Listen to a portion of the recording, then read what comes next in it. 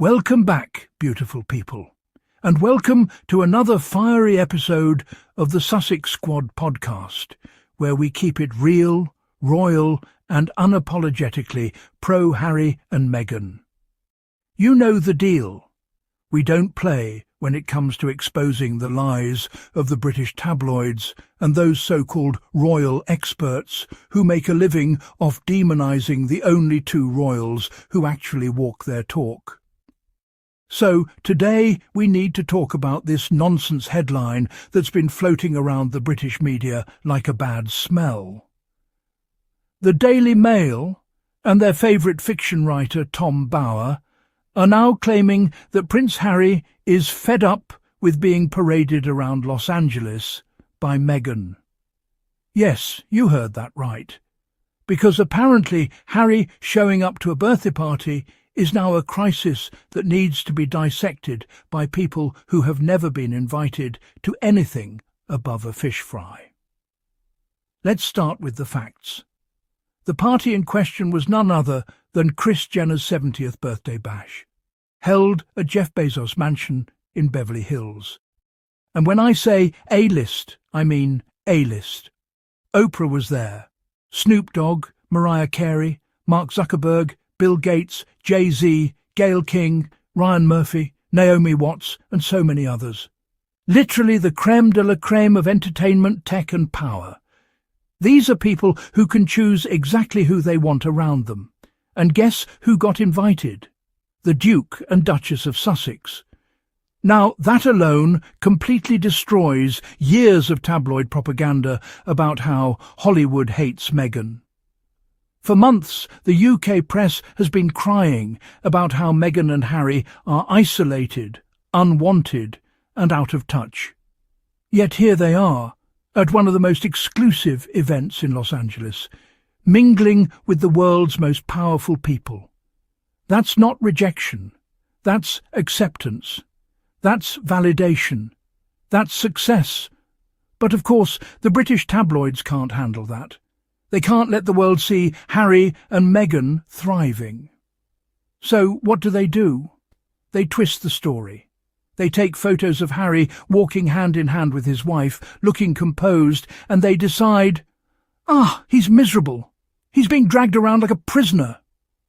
It's the same tired routine. When Harry smiles, he's pretending. When he doesn't, he's fed up. When Meghan laughs, she's attention-seeking. When she's quiet, she's cold. These people have built an entire economy off gaslighting. It's never about what's real. It's about what fits the palace narrative. And Tom Bower, let's be honest here, this man has been peddling anti-Meghan propaganda for years. Every time Meghan sneezes, he's got a quote about how it's for attention. He's got this fantasy that Meghan wakes up every morning and tells her team, "Get me invited to a billionaire's birthday party." Meanwhile, she's a successful woman who built her own name long before the palace ever knew what to do with her. According to him, Meghan ordered her staff to secure invitations to celebrity parties because she's desperate for attention. Desperate for attention? Please. This is a woman who was already attending red carpets, working with major charities, and sitting on UN panels before the British monarchy ever came calling. Meghan doesn't need to chase anyone. It's the world that keeps chasing her, because she represents modern success. She's the future they fear. And let's be real, this whole Harry looked fed up claim is ridiculous. We're talking about a man who spent the last several weeks attending events, from sports matches to charity galas, always showing affection toward his wife. We've seen him smiling, holding hands, relaxed. But the second he's caught in a neutral expression, they pounce, because deep down they're desperate to find cracks in a marriage that continues to prove them wrong. It's pure projection. The tabloids are obsessed with trying to convince the world that Harry regrets his choices, because if he doesn't, if he's actually happy, it means they were wrong. It means all the headlines, all the hit pieces, all the lies they printed for 7 straight years are meaningless. And that's a truth they can't handle. They keep recycling the same script. Harry hates LA life. Harry misses his brother. Harry is miserable with Meghan. Yet every photo, every video, every project shows the opposite. The man looks healthier, freer, and more centred than he ever did under the palace's thumb. The thing that really makes me laugh is the double standard. When William walks around looking grumpy and detached, they call him regal and serious. But if Harry isn't grinning from ear to ear, suddenly he's a hostage in Montecito. You see the game, right? When the heir looks miserable, he's noble. When the spare looks calm, he's oppressed. These so-called body language experts, the same ones who can't tell the difference between blinking and blinking twice, are the first to claim Harry looked unhappy because he didn't have a cartoon smile plastered across his face. These are the same people who said Harry was tense when he kissed Meghan at the Project Healthy Minds gala, and disinterested when he laughed with her at the Dodgers game. But where were they when William literally flinched away from Kate's hand in public? Where's the analysis then? Suddenly everyone's quiet. Suddenly body language doesn't matter anymore. It's never about honesty. It's about the narrative. And the narrative the palace and its press allies need to push is that Harry is lost and Meghan is manipulative. They need that story because it keeps the public distracted from what's really happening inside the royal institution. Declining popularity, messy finances, scandals, and silence when accountability is needed most. That's why they cling to stories like this one, because it's easier to say Harry looks miserable than to talk about what's really rotting in the House of Windsor. Meanwhile, the Sussexes are busy doing what they do best, working quietly, living happily, and succeeding without the institution that tried to break them. Meghan's continuing her projects with Archewell, focusing on female empowerment, mental health, and uplifting communities. Harry's expanding his work with Invictus and mental wellness initiatives for veterans. They're both creating impact while living authentically, and that drives the derangers mad. So let's not kid ourselves. This isn't journalism. This is coordinated palace propaganda. Every time Meghan and Harry step out in public, these experts rush to fill the airwaves with recycled hate. They can't ignore them because ignoring them means letting the world see that the Sussexes are thriving, not surviving. Let's also talk about this absurd idea that Meghan wasn't invited last year and now finally landed a party trophy. Imagine thinking that attending a birthday party is some kind of life achievement. These people measure Meghan's worth in proximity to others, because they can't understand that her worth was already established long before any invitation ever came her way. She's not desperate to belong. She belongs wherever she chooses to go. And can we also note how every article tries to diminish Meghan's joy? They literally wrote that she was grinning from ear to ear, as if that's a bad thing. She's smiling because she's happy, because she's living her life. But the way they write it, you'd think joy was a crime. They can't stand that this woman has peace, success, and a husband who adores her. Harry looked serious, maybe thoughtful, not angry, not fed up, just human. But because the derangers can't handle a narrative where Harry and Meghan are happy, they invent misery. It's the believe what we say, not what your eyes see philosophy.